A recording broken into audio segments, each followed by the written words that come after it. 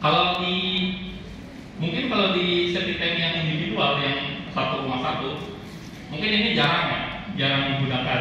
Nah, untuk yang komunal, karena rumah yang nyambung lebih dari satu, ini diperlukan bak kontrol. Sebenarnya kalau di rumah yang satu rumah juga perlu sebetulnya, cuman memang orang jarang menggunakan. Sebenarnya apa fungsinya bak kontrol? Bentuknya seperti ini, bak kontrol. Jadi antara sebelum dia masuk ke tangki septik itu ada kayak kotak penampungan itu, bak. Biasanya pertemuan antara saluran dari dapur atau kamar mandi dengan saluran dari toilet. Tempat pencampuran air limbah, nah ini dari dapur, jamban, dan toilet. Nah, selain itu juga tempat belokan pipa. Nah, ini yang paling penting sudah pemisah lemak dari buangan air limbah dapur. Jadi kalau dari dapur atau tempat seperti itu biasanya kan banyak minyak ya. Nah, minyak itu kalau misalnya dia masuk ke pipa, itu lama-kelamaan dia akan menjadi padat. Suka kejadian ya? Beku, betul Pak. Jadi itu membuat pipa-pipa itu mampet. Nah, lebih baik dibangun dulu ini bak kontrol. Jadi supaya si minyak atau lemak itu nggak masuk pipa, tapi tertinggal di sini dan kita bersihkan secara berkala. Daripada pipanya mampet kan ya susah. Next. Sama warga Pak. Ya Pak. Sosialisasi dulu sama warga lingkungan.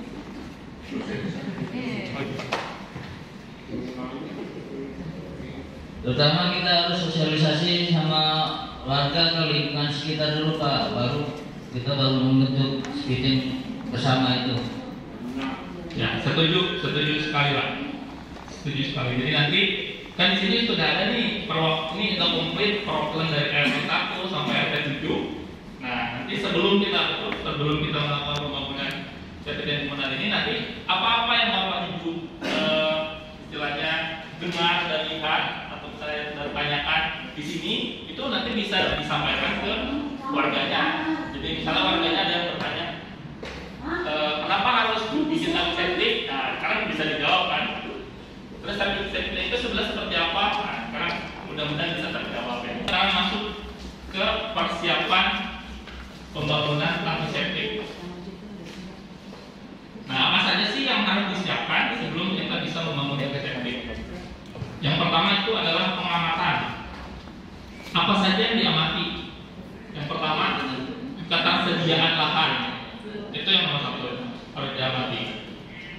Kira-kira gimana sih kita akan membangun tangki septic komunal ini? Cukup nggak lahannya? Yang kedua, perhatikan.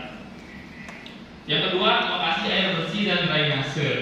Itu tadi untuk membuang air dari tangki septic. Ini mau dibuang kemana? Ke kali atau ke drainase? Yang ketiga atau keempat adalah kondisi tanah di tempat yang akan dibangun tangki septic itu. Apakah tanahnya itu keras, berbatu, atau rawan longsor? Itu perlu menjadi perhatian juga.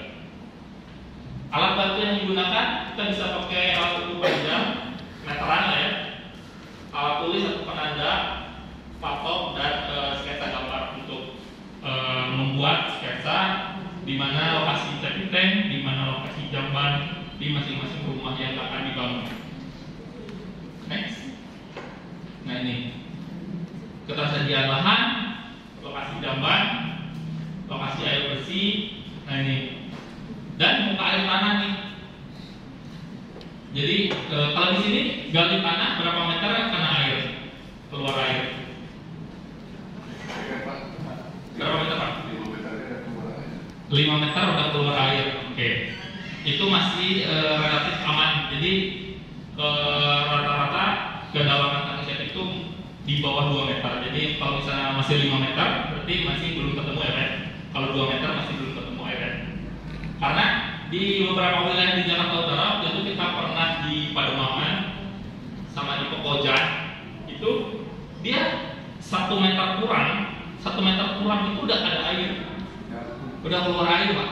Jadi pada saat itu kita bangun tangki septic itu kita harus pakai pompa jadi standby pompa untuk dia ngeluarin air biar si air itu nggak ada di situ gitu, nggak menggenang. Kalau di sini berarti relatif cukup dalam form yang mungkin bisa digunakan untuk melakukan survei untuk menentukan lokasi tempat kita akan membangun tangki septik komunal. Yang pertama, yang pasti ketersediaannya, lahannya, apakah tersedia atau tidak. Kemudian sumber air yang digunakan di rumah tangga itu apakah PDAM atau air tanah. Drainasenya ada atau tidak. Apakah limbah dari dapur, kamar mandi dan jamban digabung pipanya. Jadi kita harus perhatikan juga di rumah itu buangan dari kamar mandi, dari wastafel itu apakah pipanya yang jadi satu atau dipisah. Nah, itu akan berpengaruh juga nanti kepada perencanaan pembangunan ini gitu. Kemudian kedalaman air tanah ini tadi 5 meter berarti di sini ya. Jenis tanahnya apakah dia tanah liat, keras, lembek atau tanah berbatu. Kemudian beda tinggi lahan tangki septik dengan saluran drainase terdekat. Jadi lokasi tempat dibangunnya septic tank komunal nanti dengan kali, apakah dia lebih tinggi kali dengan lahan tangki septik terhadap saluran drainase. Jadi harus dapat juga tuh pemilikannya, jangan sampai dia miliknya malah ke arah tangki septik. Kemudian posisi lokasi tangki septik terhadap rumah, di samping rumah, di depan rumah, di belakang rumah, atau di samping kanan rumah. Next, nah ini salah satu juga yang bisa membantu kita untuk merencanakan pembangunan tangki septik. Kita buat sketsa gambar. Jadi misalnya lokasi tangki septiknya di sebelah mana, kemudian rumah yang akan nyambung itu yang mana saja. Apakah dia hanya rumahnya sebelah kiri tangki septik saja, sebelah kanan, di belakang, dia nanti akan berpengaruh. Kemudian gambarkan juga letak masing-masing toiletnya sebelah mana. Setelah itu ukur juga jarak antara toilet di masing-masing rumah dengan lokasi tempat rencana tangki septik dibangun. Ada berapa meter itu akan menentukan berapa meter pipa yang harus kita beli atau yang kita butuhkan. Ini nanti akan coba kita praktekkan di lapangan setelah makan siang. Jadi nanti kita semua akan ke lokasi. Cuma kita belum tentukan nih lokasinya kira-kira di mana. Kita ke satu lokasi aja untuk menjadi contoh. Kita lakukan itu simulasi untuk membuat perencanaan pembangunan tangki septik. Kita ukur lahannya, kita gambarkan lokasinya, tangki septik sebelah mana, rumah yang akan menyambung. Tapi hanya contoh aja dulu. Jadi belum fix gitu ya. Nanti takutnya rumah, oh ini saya mau dibangun sekarang. Hanya untuk simulasi. Kita gambarkan lokasi rumah yang akan nyambung, kemudian lokasi jambannya sebelah mana saja. Kita ukur jarak berapa meter. Semen, pipa PVC, ada pipa T, geni, PVC 2i, 1i ini nanti bisa teridentifikasi setelah lokasi yang akan dibangun itu sudah ditentukan. Termasuk juga dengan upah tukang atau pekerja. Kira-kira butuh berapa hari? Biasanya kalau misalnya septic tank yang satu rumah tangga itu bisa selesai 3 dari rumah ke septic tank, jarak dari septic tank ke drainase nanti akan mempengaruhi jumlah dari anggaran yang diperlukan karena pipa, kegantungan pipa yang kita butuhkan. Kemudian kondisi lahan yang tadi kalau misalnya kayak kemarin kita di Pedemangan atau Pekojan itu karena dia muka air tinggi, jadi kita perlu pompa untuk ngeluarin air. Itu kan biaya ya. Pompa itu harus nyala terus, jadi kita perlu bahan bakar itu solar untuk menyalakan pompa itu, jadi membuat anggaran lebih besar tergantung kondisi lahan.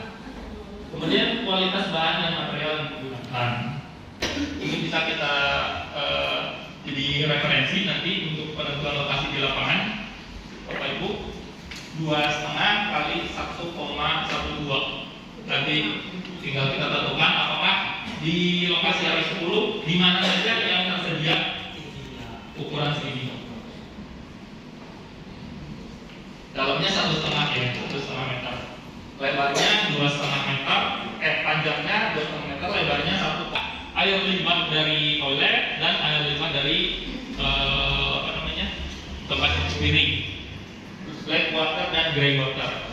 Black water itu adalah dari kloset, tinja ya, black water.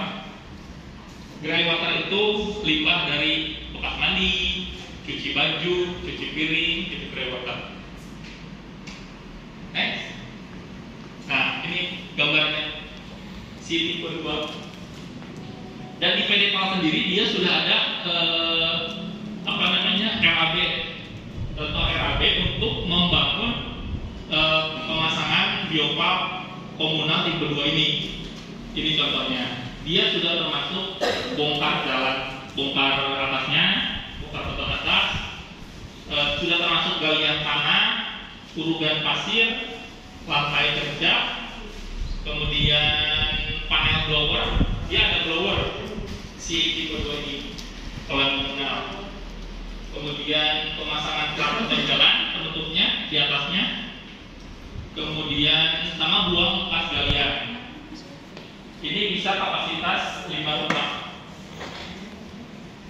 Kurang lebih di sini Pak Jepal menuliskan sekitar dimulai dari air limbah domestik masuk ke dalam kompartemen 1 melalui bloodstream yang berfungsi sebagai di dalam kompartemen 1 pada tahun 2003 akan meningkat, sedangkan air limbah akan masuk ke kompartemen 2. Pengolahan air limbah pasal 1 dimulai di kompartemen 2. Air limbah didegradasi oleh bakteri anaerobik, yaitu bakteri yang tidak membutuhkan oksigen. Selanjutnya, air limbah masuk ke kompartemen 3. Di dalam kompartemen ini terjadi pengolahan air limbah pasal 2 yang didegradasi oleh bakteri yaitu bakteri yang membutuhkan oksigen. Setelah proses di kompartemen 3 selesai, air limbah akan menuju ke kompartemen 4 untuk proses klorinasi menggunakan disinfektan yang berfungsi menghilangkan bakteri E. coli. Setelah melalui tahapan pengolahan limbah di dalam tangki septik biopal, maka air limbah dapat disalurkan ke lingkungan. Coba menurut ini ke yang gambarnya. Tangki septik biopal dimulai dari air. Skema proses pengolahan air limbah tangki septik biopal dimulai dari air limbah domestik masuk ke dalam kompartemen 1 melalui bloodstream yang berfungsi sebagai penyaring sampah. Oke, itu aja yang bisa saya sampaikan. Apabila ada pertanyaan, mari kita diskusikan. Silakan, Bapak Ibu. Ya, Pak. Nah, itu sedangkan dulu kita rencanakan hospital itu yang sekarang untuk di jalan pinggir kali itu terus gimana jalan keluarnya, Pak? Yang maksudnya pembangunan yang sekarang mau dilakukan. Betul.